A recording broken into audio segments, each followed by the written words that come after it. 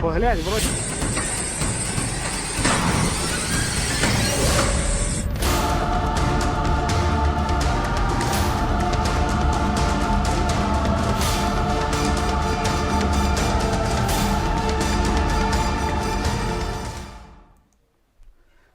नमस्कार, सुदर्शन न्यूज में आपका स्वागत है। मैं हूं मुकेश कुमार और आप देख रहे हैं जवाब तो चाहिए। जवाब तो चाहिए आज हम बात करेंगे यूक्रेन से ऑपरेशन गंगा के तहत निकाले जा रहे छात्रों की, यानी अब तक 17,000 छात्रों का रेस्क्यू किया जा चुका है और बाकियों के लिए ऑपरेशन जारी है। युद्ध और ऑपरेशन गंगा के बीच जो चर्चा या जो चिंता जोर पकड़ रही है वो ये है कि जो छात्र, आखिर ये छात्र जो यूक्रेन में, रूस में या चीन में जो पढ़ने गए हैं इतनी बड़ी संख्या में, आखिर वो छात्र जो है वहां पर क्यों गए हैं? जो बच्चे यूक्रेन, चीन या रूस में पढ़ने के लिए गए हैं और उनको यहां पर लाना पड़ रहा है, उनकी पढ़ाई का क्या होगा? और जो बच्चे वहां से मेडिकल की पढ़ाई करके यहां पर वापस आएंगे, वो बच्चे यहां पर क्या डॉक्टर बन पाएंगे? क्या जो डॉक्टरी की पढ़ाई करने के लिए वहां पर बच्चे जा रहे हैं, क्या भारत में भी उन बच्चों के लिए भविष्य अच्छा है? क्योंकि बाहर से पढ़ने वाले जो बच्चे हैं या बाहर से एमबीबीएस की डिग्री लेकर के जो बच्चे भारत आ रहे हैं, उनको यहां पर एक परीक्षा देनी होती है और उस परीक्षा को उत्तीर्ण करने के बाद भी भारत में वो मेडिकल की प्रैक्टिस कर सकते हैं। लेकिन बहुत सारे ऐसे छात्र हैं जो इस परीक्षा को पास नहीं कर पाते हैं। आंकड़े बताते हैं कि केवल 15% बच्चे ही इस परीक्षा में पास कर पाते हैं और यहाँ पर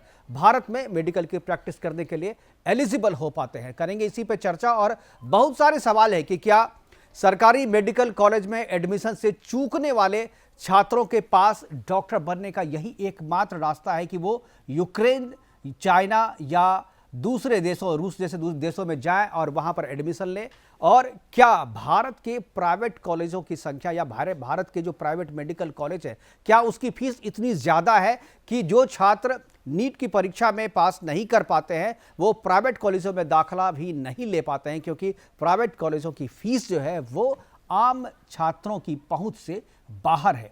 और सबसे अहम कि क्या विदेश से जो छात्र पढ़ करके यहाँ पर एमबीबीएस की डिग्री लेकर के यहाँ पे आ रहे हैं, क्या उनके हाथ में अपने स्वास्थ्य को दे देना क्या सेफ है? इसी पे करेंगे चर्चा। और इस चर्चा के बीच में एक चर्चा और भी होगी कि क्या जो बच्चे यूक्रेन से अभी यहाँ पर लाए गए हैं रेस्क्यू करके, उनके माता पिता की जो चिंता है कि बच्चे बीच में आ गए हैं अपनी पढ़ाई को छोड़ करके, सिलेबस को छोड़ करके, क्या उनकी पढ़ाई का होगा, क्या उनके करियर का होगा? इन सारे मुद्दों पर बात करेंगे और बातचीत करने के लिए हमारे साथ कुछ मेहमान भी होंगे, उनसे भी हम चर्चा करेंगे। लेकिन उससे पहले हम जानते हैं हमारे पास कुछ कू ब्रेकिंग आई है। स्वदेशी ऐप कू पे कुछ ब्रेकिंग आती है हर रोज, हम आपको अपने इस प्रोग्राम में की शुरुआत से पहले दिखाते हैं।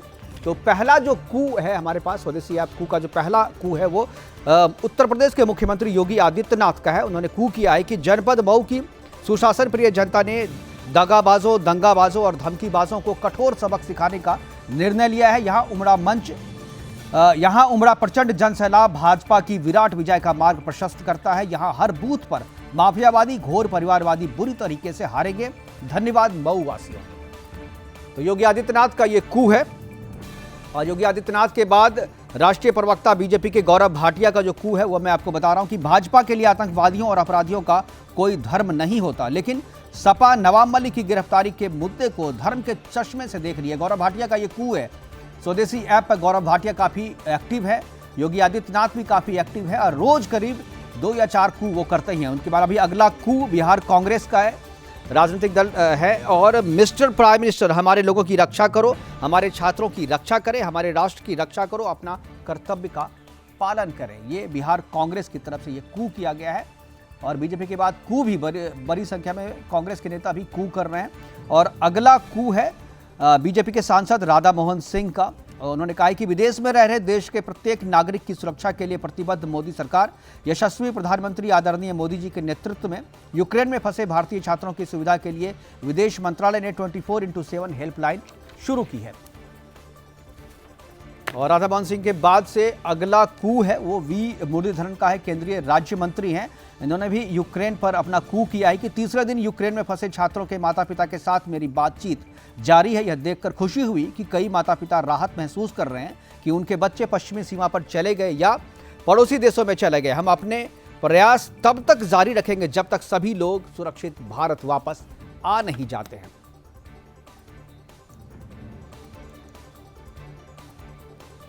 करेंगे चर्चा की शुरुआत और अपने मेहमानों से आपका परिचय करवाएंगे, लेकिन इससे पहले हम सुनवाते हैं कि आखिर इस प्रोग्राम को करने के पीछे जो है वो वजह क्या रही थी, आखिर कौन सी ऐसी चीज़ है, कौन सी ऐसी घटना है जो इस यूक्रेन और रूस के बीच जो भयानक महाभारत, जो भयानक युद्ध छिड़ा हुआ है, उस युद्ध के बीच में इसकी चर्चा की जरूरत क्यों पड़ी। तो मैं आपको सुनवाता हूँ। सबसे पहले प्रधानमंत्री मोदी की वो बाइट, और उस बाइट के बाद से कुछ प्रतिक्रियाएं हैं, कुछ बच्चे जो वहाँ से यूक्रेन से आए हैं उनकी भी प्रतिक्रियाएं हम आपको सुनाएंगे और उसके बाद चर्चा की शुरुआत करेंगे और अपने मेहमानों से आपका परिचय करवाएंगे। तो पहले सुनते हैं कि प्रधानमंत्री मोदी ने क्या कहा।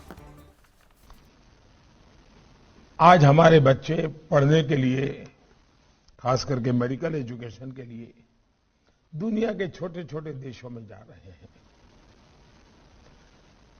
वहां लैंग्वेज भी प्रॉब्लम है, फिर भी जा रहे हैं। देश का अरबों खरबों रुपया बाहर जा रहा है। क्या हमारे प्राइवेट सेक्टर बहुत बड़ी मात्रा में इस फील्ड में नहीं आ सकते? क्या हमारी राज्य सरकारें इस प्रकार के काम के लिए जमीनों को देने में उम्दा नीतियां नहीं बना सकती हैं, ताकि अधिकतम डॉक्टर्स हमारे यहां तैयार हो, पैरामेडिक्स तैयार हो? इतना ही नहीं, हम दुनिया की मांग पूरी कर सकते हैं। See, that is not the question, it is not the time to debate. ಅಲ್ಲಿಂದ ಬಂದಂಥವ್ರು, ಬೇರೆ ಬೇರೆ ದೇಶದಿಂದ ಬಂದಂಥವ್ರು ನಮ್ಮ ಕ್ವಾಲಿಫೈಯಿಂಗ್ ಎಕ್ಸಾಮಿನೇಷನ್ 90% ಪಾಸ್ ಆಗೋದಿಲ್ಲ. I am not telling that ಇದು ಯಾವುದು ನಾನು ವಿವಾದ ಅಥವಾ ಚರ್ಚೆಗೆ ನಾನು ಹೋಗ್ಲಿಕ್ಕೆ ಬಯಸೋದಿಲ್ಲ. एक हमारी 12th बोर्ड्स के बाद एक हमारी एग्जाम होती है NEET, national eligibility cum entrance test, जो कि प्री मेडिकल के लिए कंपलसरी टेस्ट होती है और उसके बेसिस के उस पे रैंक पे हमारा एडमिशन होता है मेडिकल कॉलेज में। तो उसमें हम मतलब एक परफेक्ट स्कोर नहीं आया था तो to get a government medical college, और I got a private medical college, but उसकी जो फीस थी, उसकी कॉस्टिंग थी बहुत हाई थी और it was not from my budget, so इसीलिए आई थॉट ऑफ कि हमें यूक्रेन जाना चाहिए। तो ये जो कुछ प्रतिक्रियाएं सुनी, प्रधानमंत्री मोदी का साफ तौर पे कहना था कि जो यूक्रेन या दूसरे देशों में पढ़ने के लिए बच्चे जाते हैं, क्या उनके लिए अपने देश में व्यवस्था नहीं हो सकती? क्या प्राइवेट कॉलेज अपने मानक थोड़े कम नहीं कर सकते, ढीले नहीं कर सकते?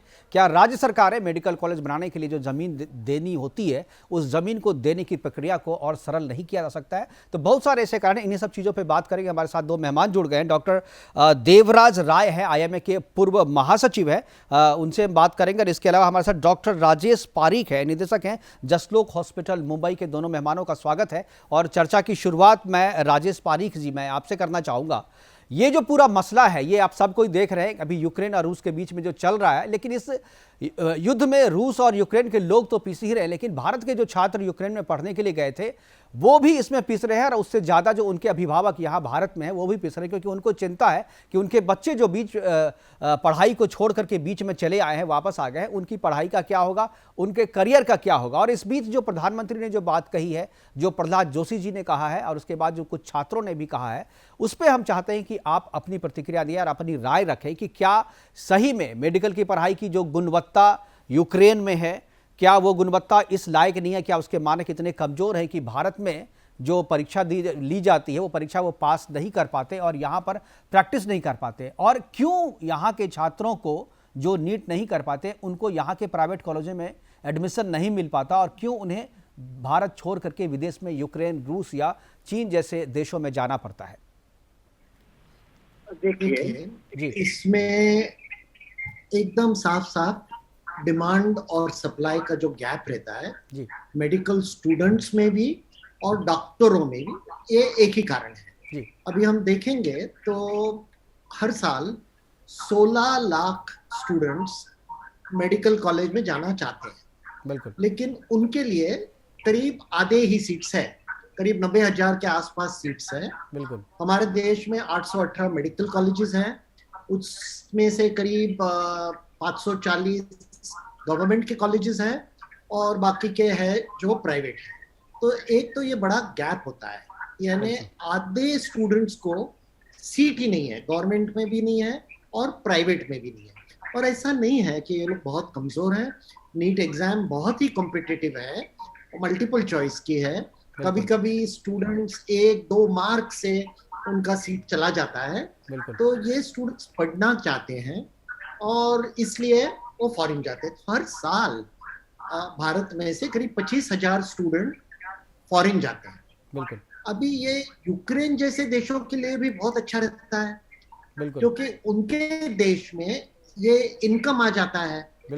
तो ये जो फॉरेन एक्सचेंज उनको मिलता है बहुत ही उनके इकोनॉमी के लिए महत्वपूर्ण है।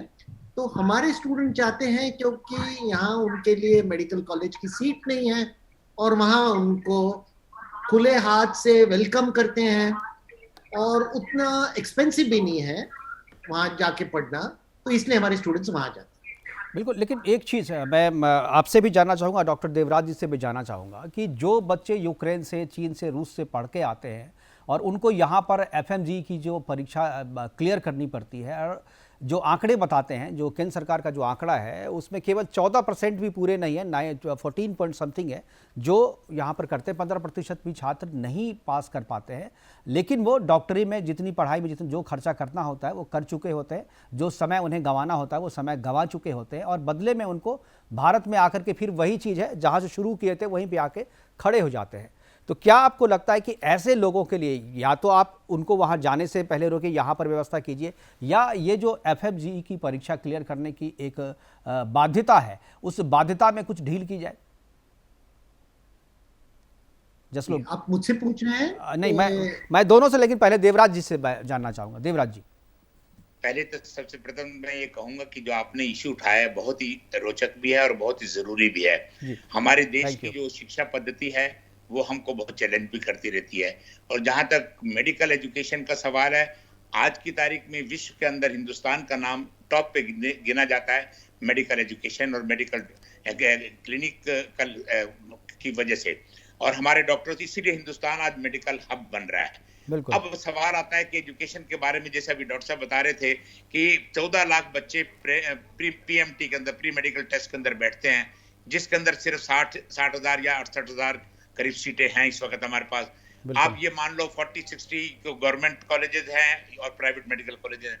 मैं एक छोटी सी बात कहूंगा कि आज अगर एजुकेशन को आप इतना, पहली चीज तो ये जो लोग कंपीट नहीं करते वो भी डॉक्टर बनना चाहते हैं, जिनका कि उसके अंदर नंबर नहीं आता, और एजुकेशन अगर हमने देनी है तो कंपटीशन भी देखना ही पड़ेगा। मैं ये भी नहीं कहता हूँ कि ना देखा जाए। अगर मैं आपको आज से 20 साल पहले की बात बताऊं, जिस वक्त ये रशिया का डिसइंटीग्रेशन हुआ, उस वक्त वहां पे हर छोटे छोटे जो कंट्री बने, उन लोगों ने अपनी इनकम बढ़ाने के लिए मेडिकल कॉलेजेस को फ्री कर दिया, और वहां पर इवन कि कॉमर्स के बच्चे हिंदुस्तान से, आर्ट्स के बच्चे हिंदुस्तान से वहां से डिग्री लेकर आ गए, MBBS की जो या MD की डिग्री। और उसकी वजह से मेडिकल काउंसिल ऑफ इंडिया को एक एलिजिबिलिटी सर्टिफिकेट इशू करना पड़ा कि जब तक कि आप 10+2 बायोलॉजी और फिजिक्स बायोलॉजी के अंदर नहीं होगे आप नहीं जा सकते, यानी कि you are eligible to go for the education outside the country. बिल्कुल। अब दूसरा सवाल यहाँ पर आया कि जिन बच्चों को यहाँ पर एजुकेशन नहीं मिलती है वो परेशान होकर कहते हैं कि हमारी एजुकेशन वहां पे सस्ती होती है। आज हमारे हिंदुस्तान के अंदर प्राइवेट मेडिकल कॉलेजेस के अंदर फीस का आप स्ट्रक्चर देखेंगे तो आप हैरान हो जाएंगे। 22 लाख रुपया पर एनम, 22 लाख रुपया पर एनम, और 4.5 साल की फीस के अंदर यानी 1 करोड़ का एजुकेशन का खर्चा आता है। और वही बच्चा अगर मिडिल ईस्ट कंट्रीज में, रशियन कंट्रीज की तरफ जाता है, यूरोप की जाता है, या इवन की हांगकांग, सिंगापुर और ये चाइना की तरफ जाता है, तो उसका खर्चा 5 लाख, 4 लाख, 6 लाख पर एनम के हिसाब से खत्म हो जाता है। अब ऐसी कंडीशन में बच्चे क्या करें? जो पढ़ना चाहते हैं, अपना कैरियर बनाना चाहते हैं, तो वो रास्ता देखते हैं। और उसके बाद की बात जो आपने कही, मैं बिल्कुल उसको एंडोर्स करता हूं। आज की तारीख में 15% लड़के फॉरेन मेडिकल ग्रेजुएट्स एग्जामिनेशन को पास करने लायक हुए हैं। आज से 15-20 साल पहले सिर्फ 2%, 3% रिजल्ट रहता था, और वो बच्चे 5 साल 6 साल की पढ़ाई करने के बाद यहाँ पे किसी काम के नहीं रहते थे। सरकार को सोचना चाहिए इसके मामले में कि अपनी सीटें बढ़ा के बच्चों को यहाँ पे एनकरेज करें और उनको यहाँ पर दें, उससे ही हमारी समस्या हल होगी। लेकिन जहां तक सवाल है एजुकेशन, प्राइवेट में अगर आप 1 करोड़ अगर एजुकेशन का खर्च होगा, तो आप जानते हैं एक मिडिल क्लास आदमी इतना कभी भी अफोर्ड नहीं कर सकता, बिल्कुल। और पढ़ाना चाहता है तो वो जरूर जाएगा। बिल्कुल, दो चीज़ें हैं आपकी बात से, दो चीज़ें। एक तो एफएमजी की जो परीक्षा है उस परीक्षा को क्लियर नहीं कर पाते, क्या जो छात्र यूक्रेन, रूस या चाइना जैसे देशों में जाकर के पढ़ाई कर रहे हैं मेडिकल के, क्या वहाँ पढ़ाने वाले जो टीचर हैं क्या वो एलिजिबल नहीं है, या वहाँ पर पढ़ाई पे ध्यान नहीं दिया जाता, सिर्फ फीस लेने पे ध्यान दिया जाता है क्योंकि वो भारतीय छात्रों को अपनी आमदनी का जरिया मानते हैं? क्यों नहीं सारे लोग, ये जो 15% अभी हो पाया है लेकिन ये भी तो बहुत कम है, बाकी जो 85% छात्र हैं उनका करियर तो पैसा लगाने के बाद भी जीरो है। वो क्या करते हैं इंडिया में आकर के, क्या करेंगे? मेडिकल शॉप खोलेंगे या किसी दूसरे पेशे में जाएंगे? तो वैसे डॉक्टरों से क्या फ़ायदा, उनके लिए क्या किया जाना? क्या आपको लगता है कि जो फॉरेन में जो मेडिकल कॉलेजेस हैं और वहाँ पर जो पढ़ाई हो रही है, क्या आपको लगता है कि उसकी गुणवत्ता को चेक करने के लिए भारत को भी अपना कोई मानक तय करना चाहिए? बिल्कुल बिल्कुल, आपने बहुत अच्छा पॉइंट रखा है, जो कि हमने इंडियन मेडिकल एसोसिएशन की तरफ से कई बार कहा है कि आप जिस मेडिकल कॉलेज के अंदर भेज रहे हैं वहां की फैकल्टी के बारे में देखिए, वहां की इंफ्रास्ट्रक्चर के बारे में देखिए, क्या वो इंफ्रास्ट्रक्चर और फैकल्टी हमारे इंडियन एजुकेशन के पैरेलल है या नहीं है। अगर नहीं है तो आप उनको रिकॉग्नाइज मत कीजिए वहां के बच्चों को।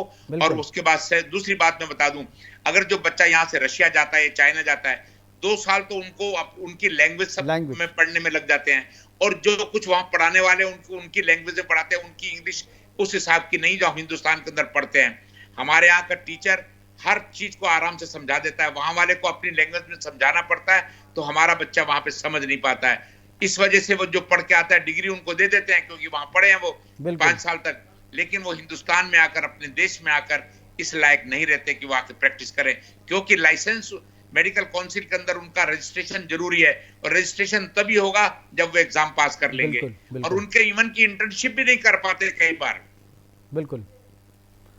राजेश पारिक जी, क्या ये जो बता रहे हैं, जो राय साहब बता रहे हैं, मुझे लग रहा है कि ये बिल्कुल सही कह रहे हैं, लेकिन एक जो चीज़ यहाँ पर है कि परीक्षा मान लीजिए पास नहीं कर पाते हैं, और जो यहाँ की जो प्राइवेट कॉलेजों की जो फीस है वो इतनी ज़्यादा है कि आम लोग नहीं कर, फिर भी सीट तो पूरी भर जा रही है, पैसे देने वाले लोगों की कमी नहीं है। खासतौर पे डॉक्टर फैटर्निटी में भी बहुत सारे लोग हैं जिनके बच्चे नीट नहीं कर पाते हैं, तो प्राइवेट कॉलेजों के जो मैनेजमेंट कोटे की जो सीट होती है उन सीटों पर वो लोग खरीद लेते हैं या कब्जा करके वो अपने बच्चों को वहाँ पर पढ़ा लेते हैं। फिर भी मिडिल क्लास के बच्चों का जो सपना है डॉक्टर बनने का, वो प्राइवेट कॉलेज पूरा नहीं कर पा रही है सरकार। आज जो मोदी जी ने जो कहा 2 दिन पहले कि प्राइवेट कॉलेजों को या प्राइवेट यूनिवर्सिटीज़ को सोचना चाहिए कि क्यों यहाँ के बच्चे बाहर जा रहे हैं, आखिर पैसा दे रहे हैं, कम पैसा दे रहे हैं, यानी प्राइवेट कॉलेज जो पैसा, जो फीस चार्ज कर रहे हैं उससे काफ़ी कम पैसे में विदेश में पढ़ के आ रहे हैं। क्या जो कॉलेजेस यहाँ पे, क्या आपको लगता है कि आप लोगों को भी ये मांग करनी चाहिए कि प्राइवेट कॉलेजेस में भी सीटें बढ़ानी चाहिए, और जो राज्य सरकारों के लिए कहा है वो तो राज्य सरकारें करेंगे, लेकिन सीटें प्राइवेट कॉलेजों में भी बढ़ने चाहिए और सरकारी कॉलेज में भी बढ़ने चाहिए? देखिए, हमको पहले तो ये देखना चाहिए कि हमारे पास कितनी जरूरत है डॉक्टरों की। हम ओ साइड से शुरू करते हैं। अभी तक तो हम मेडिकल स्टूडेंट्स की बात कर रहे हैं। अगर हम देखेंगे तो हमारे देश में अभी 5 लाख डॉक्टरों की कमी है। तो मैं पहले आपको बोल रहा था डिमांड सप्लाई का सवाल है, तो वहां डॉक्टर्स की शॉर्टेज है। लेकिन क्या होता है, जो डॉक्टर्स ग्रेजुएट होते हैं वो ज्यादा करके बड़े बड़े शहरों में ही रहते हैं, वो गांव में नहीं जाते हैं, तो ये डिस्ट्रीब्यूशन भी बहुत ही अनइक्वल है। बिल्कुल। दूसरी बात यह है कि ये इतना बड़ा डिफरेंस क्यों है medical education, private medical education में इंडिया में और यूक्रेन जैसे देशों में इतना बड़ा फर्क क्यों है? और उसका जवाब काफी सिंपल है। ये जो 250 से ज्यादा प्राइवेट मेडिकल कॉलेजेस हैं, बहुत सारे पॉलिटिशियंस के ही कॉलेजेस हैं। बिल्कुल। तो हमारे जो मंत्री लोग हैं वो ये कॉलेज चलाते हैं, तो उसका रेगुलेशन भी गवर्नमेंट ही करता है, तो ये फीस परमिटेड है इन कॉलेजों में। और जो हम इस पे ध्यान रख रहे हैं कि जो स्टूडेंट्स यूक्रेन जाते हैं या फॉरेन जाते हैं उनकी एबिलिटी क्या रहती है, लेकिन ये प्राइवेट मेडिकल कॉलेजेस में भी इंडिया में जिनको गवर्नमेंट कॉलेजेस में एडमिशन नहीं मिलता है, वो ये ज्यादा पैसा अगर उनके घर में हो तो उससे वो सीट लेके डॉक्टर बन जाते हैं। और हमको ये भी देखना चाहिए आगे कि डॉक्टर बनने के बाद वो क्या करेंगे। अगर समझो 1 करोड़ रुपया खर्चा किया होगा मेडिकल एजुकेशन पर, और बहुत टाइम ऐसे भी होता है कि बेचारे पेरेंट्स बैंक में से या इधर उधर से लोन लेके बच्चे का एजुकेशन करते हैं। बिल्कुल। अभी अगर 1 करोड़ खर्चा करके कोई भी व्यक्ति डॉक्टर बन जाएगा तो ये भी हो सकता है ना कि वो सोचेगा कि मैं कैसे कमा लूं जल्दी, बिल्कुल। तो फिर उसमें थोड़े अनएथिकल प्रैक्टिसेस भी आ सकते हैं ये पैसा जल्दी कमाने में। तो ये जो प्रॉब्लम है काफी गहरा है और कॉम्प्लेक्स है। गवर्नमेंट को बहुत सारी जगह से रेगुलेट करना चाहिए। ये इतना सिंपल नहीं है कि गवर्नमेंट बोल सकता है चलो वहां के कॉलेजेस अच्छे नहीं है तो वहां की डिग्री रिकॉग्नाइज करेंगे, लेकिन हमारा घर तो देख लो, हमारे खुद के कॉलेजेस को पहले रिस्पेक्ट कर लो। मेरा अगला सवाल यही था आपसे भी, और जो हमारे साथ डॉक्टर देवराज राय बैठे, दोनों से मेरा अगला सवाल यही था कि हम वहाँ से जो बाहर फॉरेन कंट्री से जो MBBS की डिग्री लेके आते हैं उसकी तो परीक्षा लेते हैं, FMGE की परीक्षा लेने के बाद वो आते हैं, लेकिन यहाँ के प्राइवेट कॉलेजों से जो पढ़ के आ रहे हैं और वो लोगों की जान ले रहे हैं और वो इसको व्यवसाय बना के रखा, क्या उनके लिए क्यों नहीं है? क्योंकि भले लैंग्वेज लिखी कि जो डॉक्टर की क्वालिटी अगर आप कहें तो क्वालिटी डॉक्टर तो जो सरकारी अस्पताल, जो सरकारी मेडिकल कॉलेज से पढ़ के आ रहे हैं वो डॉक्टर और जो प्राइवेट कॉलेजों से पढ़ के आ रहे हैं उनमें बहुत ज़्यादा अंतर होता है, बहुत ज़्यादा फ़र्क होता है। और जो यहाँ के प्राइवेट कॉलेज से पढ़ के आए हैं, चाहे वो विदेश से पढ़ के आए, उन दोनों के बीच में कोई ज़्यादा फ़र्क नहीं होता। तो मुझे लगता है कि जो प्राइवेट कॉलेज में आपके डॉक्टर तैयार हो रहे हैं, नंबर तो आपके डॉक्टरों के बढ़ रहे हैं, लेकिन क्वालिटी नहीं बढ़ रही है। और अभी भी जो आंकड़े जो आपने बताएं कि डिस्ट्रीब्यूशन का जो प्रॉब्लम है, 54% जो डॉक्टर हैं भारत के वो 5 राज्यों में ही प्रैक्टिस कर रहे हैं, गाँव में तो छोड़िए, अब बड़े शहरों में भी नहीं जा रहे, अपने 5 बड़े राज्यों में ही उनकी प्रैक्टिस चल रही है। आंकड़े के मुताबिक जो राज्यसभा में जो स्वास्थ्य मंत्री ने जो आंकड़ा दिया है, उस आंकड़े के मुताबिक 54% डॉक्टर केवल 5 राज्यों में अपनी प्रैक्टिस कर रहे हैं। गाँवों में और छोटे शहरों में तो बिल्कुल ही डॉक्टर नहीं है, अच्छे डॉक्टर। देवराज जी, आपने बिल्कुल ठीक कहा। अभी जो कहा कि प्राइवेट कॉलेज से और गवर्नमेंट कॉलेज से आ रहे तो उसके अंदर डिफरेंस है। हमने मेडिकल IMA की तरफ से सरकार से ये निवेदन भी किया है कि अभी आदरणीय प्रधानमंत्री जी ने कहा है कि हर डिस्ट्रिक्ट के अंदर एक मेडिकल कॉलेज होगा। ये बहुत ही सराहनीय स्टेप है, मैं कहूंगा बहुत ही सराहनीय है। और 370 कहते हैं कि अभी हमने मेडिकल कॉलेज चालू कर दिए और हो जाएंगे उनको फॉरन, लेकिन आज ग्राउंड स्टेज जो है, ना तो वहां पर इंफ्रास्ट्रक्चर है, ना वहां पर क्वालिफाइड हमारे पास फैकल्टी है।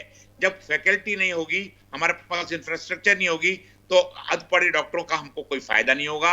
जिस प्रकार से कि हमारे पास आज, और मैं दूसरी बात, आपने कहा कि प्राइवेट कॉलेज के लड़के बच्चे अच्छे नहीं होते, नहीं, प्राइवेट मेडिकल कॉलेजेस भी कुछ इतने अच्छे एजुकेशन दे रहे हैं जिनके लिए लोग भाग के वहां पे पैसा देने को तैयार है, क्योंकि उनके वहां के जो वर्कलोड और वहां की फैकल्टी इतना उनको स्ट्रांग बना देती है कि वो लोग यहाँ पढ़ने के बाद सीधा अमेरिका चले जाते हैं, यूरोप में चले जाते हैं, वो हिंदुस्तान में रुकते भी नहीं है। लेकिन सवाल सबसे बड़ा वही आ जाता है कि अगर और मेडिकल कॉलेज जरूर खोलें। डॉक्टर देवराज जी, मैंने ये सवाल इसलिए पूछा, ये तो कुछ जो अच्छे प्राइवेट हॉस्पिटल्स हैं, डॉक्टर कॉलेजेस हैं, वो तो अच्छे हैं, लेकिन साउथ में जिस तरीके से कुकुर मुत्ते की तरह कॉलेजेस हैं, तो उनकी क्वालिटी कौन से, वो तो पैसे दे करके कॉलेज के सारी चीजें जो फॉर्मेलिटीज हैं वो पूरी हो जाती हैं, सारे मंत्री और इनके विधायक और MLA के डॉक्टर कॉलेजेस है ये, तो सारी चीजें तो खुल जाते हैं। अभी डॉक्टर साहब ने जो कहा था कि ये सब पॉलिटिशियन के, बिल्कुल ठीक कहा, मैं एंडोर्स करता हूँ इस बात को। 95% कॉलेजेस सिर्फ पॉलिटिशियंस के, मिनिस्टरों के हैं, दूसरों के नहीं है। अब रहा सवाल जो आप कह रहे हैं कि इसके अंदर इस प्रकार होता है, हमने कितने लेवल पे ये कहा था कि अगर सरकार ही चाहती है कि लोग बाग गांव के अंदर प्रैक्टिस करें, गांव के अंदर जाएं, तो सरकार उन लोगों को मेडिकल कॉलेज खोलने का लाइसेंस क्यों देती है? पौंडीचेरी के अंदर, एक पौंडीचेरी छोटी सी स्टेट है जहां पे 9 मेडिकल कॉलेजेस हैं, महाराष्ट्र के अंदर 45 मेडिकल कॉलेजेस हैं, तमिलनाडु के अंदर मोर देन 40 मेडिकल कॉलेजेस हैं, और कर्नाटक के अंदर 38-40 कॉलेजेस वहां पर हैं। अब बताइए, जहां पे पॉपुलेशन नहीं है, एक जगह के ऊपर आपने 2-2, 3-3 मेडिकल कॉलेज दे दिए, ना वहां पर पेशेंट आएगा और एजुकेशन का स्टैंडर्ड घटता ही जाएगा। आप उनको डिग्री जरूर दे देंगे, और हिंदुस्तान से पढ़ के आए हैं, वो कॉलेजेस मेडिकल काउंसिल से रिकॉग्नाइज्ड हैं, आज नेशनल मेडिकल कमीशन हो गया है, उससे रिकॉग्नाइज्ड है, तो उनको प्रैक्टिस करने में दिक्कत नहीं आ रही। लेकिन हाँ, क्वालिटी जो आज से 10 साल पहले मिल रही थी, वो धीरे धीरे डिटोरिएट होती जा रही है। और सबसे बड़ा एक और जो नुकसान हो रहा है हमारे को, ये हो रहा है कि कंपटीशन इतना हो गया है कि हर व्यक्ति, आज सिर्फ MBBS की भी कोई वैल्यू नहीं रही है। डॉक्टर साहब मेरी बात से एग्री करेंगे, हमारे यहाँ एक पैटर्न था पहले फैमिली फिजिशियन का, जिसको बिल्कुल खत्म कर दिया गया है। हर कोई आदमी PG करना चाहता है, PG के अंदर जाता है, फिर वहां पे सीटें नहीं है। तो ये एक साइकिल है, जब तक सरकार कैपिंग नहीं करेगी फीस के बारे में, मुझे बड़ा कहते हुए बड़ा अच्छा नहीं लग रहा कि अभी एक कोर्ट का गवर्नमेंट ने ये नोटिस निकाला कि हम डॉक्टरों की फीस को कैपिंग करेंगे, तो डॉक्टर ने जाके सुप्रीम कोर्ट से उसको किया कि किसी सरकार को हक नहीं है डॉक्टर की फीस को कैपिंग करने का। अरे आज आप डॉक्टर की फीस तो कैपिंग करते हो, आपने किसी वकील की फीस कैपिंग करने की सोची? एक वकील एक पेशी के 10 लाख रुपया ले रहा है, 15 लाख रुपया ले रहा है, डॉक्टर कहता है कि मेरी 1000 फीस है, दो, उसको आप कैप करना चाहते हो। तो ये जो डिफरेंस है, मेरे ख्याल से ये चर्चा दूसरी तरफ जा रही है, इसमें अलग से बात करेंगे। नहीं, मैं कैपिंग की बात, आपने कहा ना पैसे कैपिंग करनी चाहिए, मैं डाइवर्ट नहीं करना चाहता डिबेट को, मैं इसी पे हूं कि हमें सरकार को उस प्रकार की एजुकेशन की तरफ सोचे।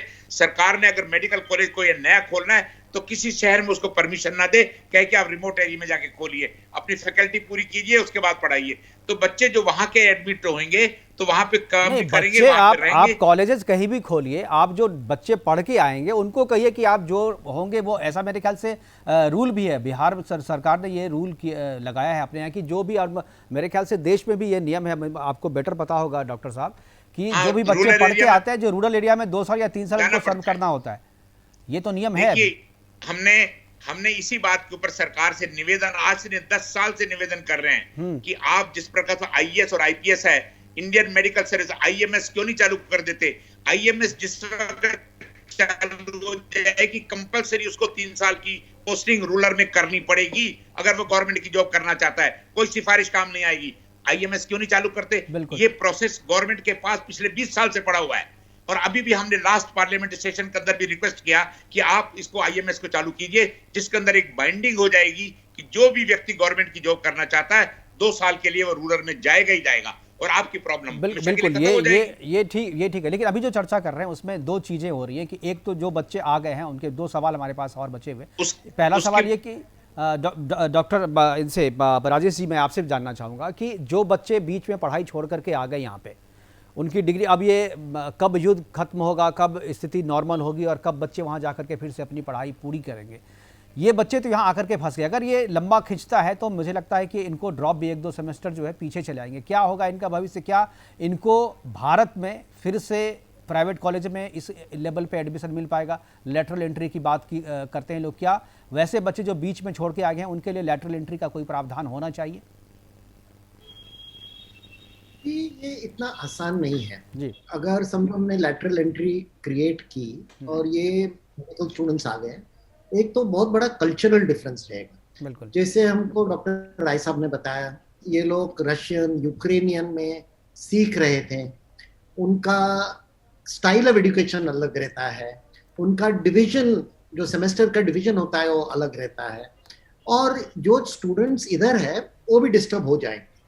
अभी अगर इनका इंटरप्ट हो गया स्टडीज, ऐसे नहीं है कि ये युद्ध सालों भर चलने वाला है, शायद उनको 1 सेमेस्टर ड्रॉप करना पड़ेगा, लेकिन युद्ध तो खत्म होने वाला ही है, थोड़े हफ्ते में, महीने में हम लोग उम्मीद करते हैं कि हो जाए, जल्द खत्म हो जाए जी। हाँ, लेकिन देखिए हमको ये भी बेसिक फिलोसॉफिकल क्वेश्चन क्या है कि जब हम पैसे से डिग्री खरीदते हैं और पैसा इतना ज्यादा लगता है तो हमको सोचना भी चाहिए ना इसका असर क्या होगा।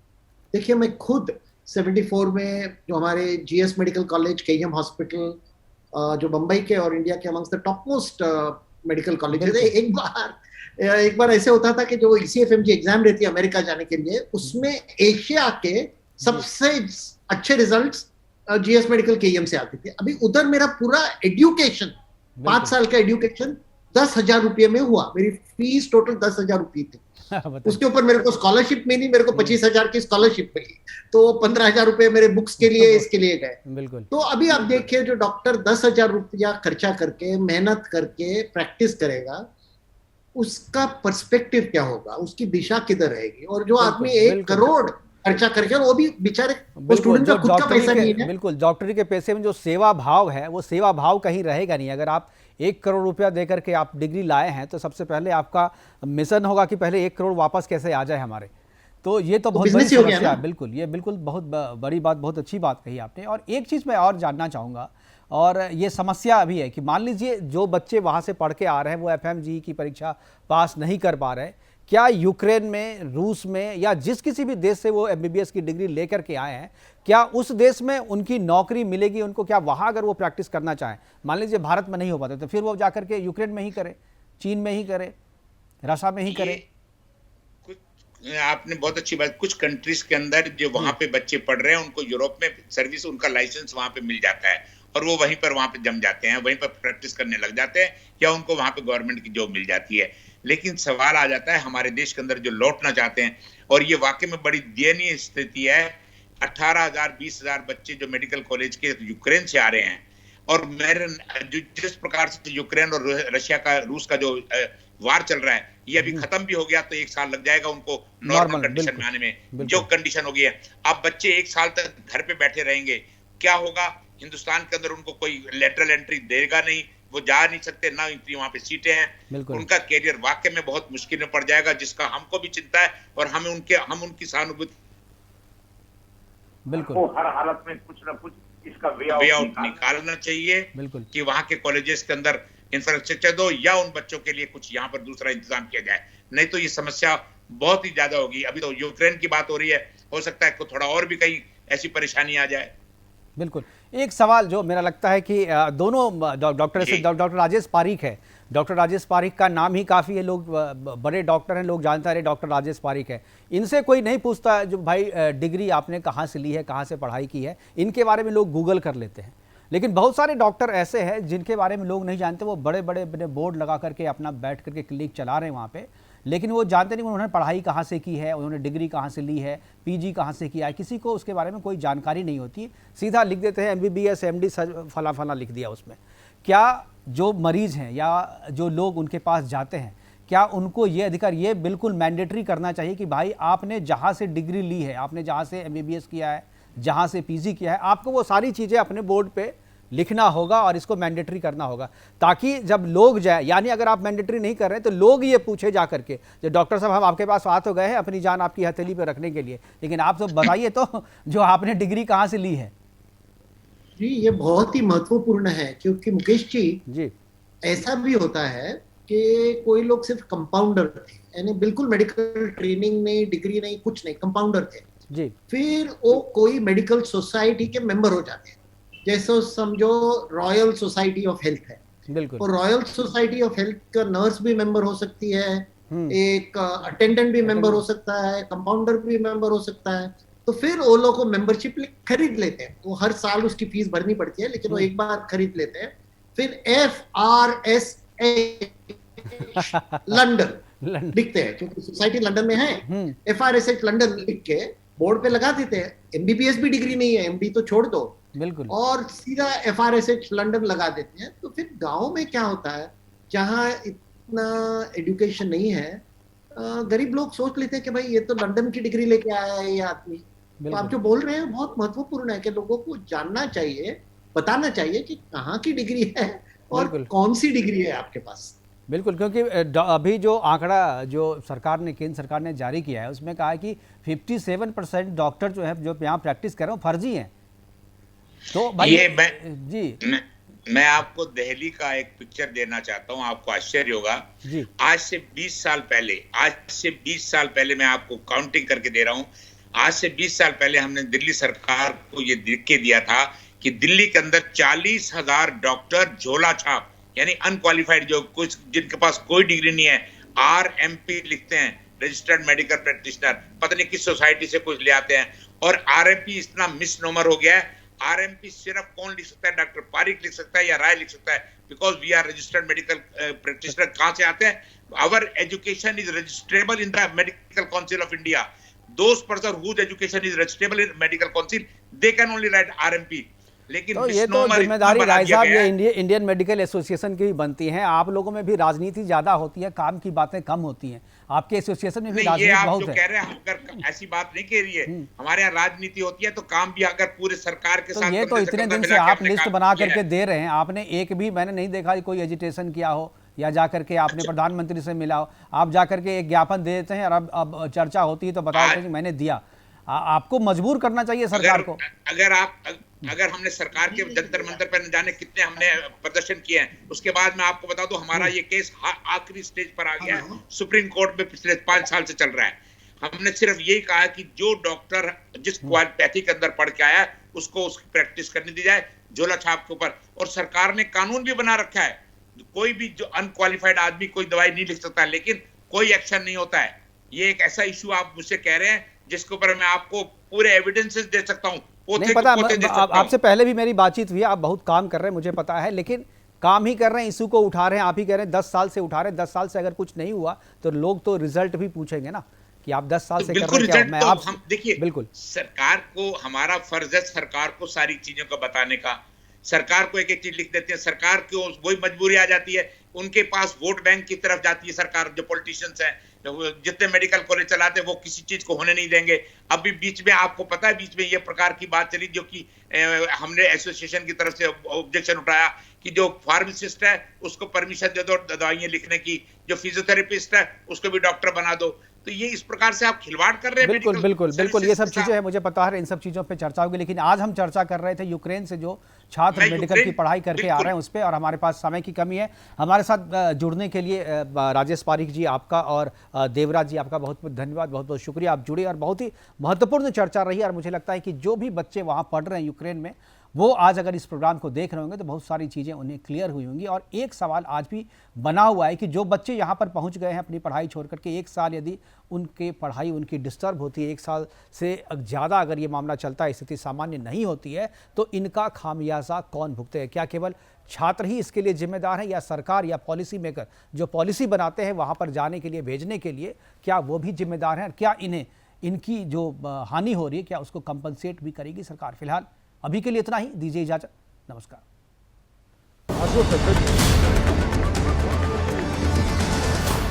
Поглянь, вроде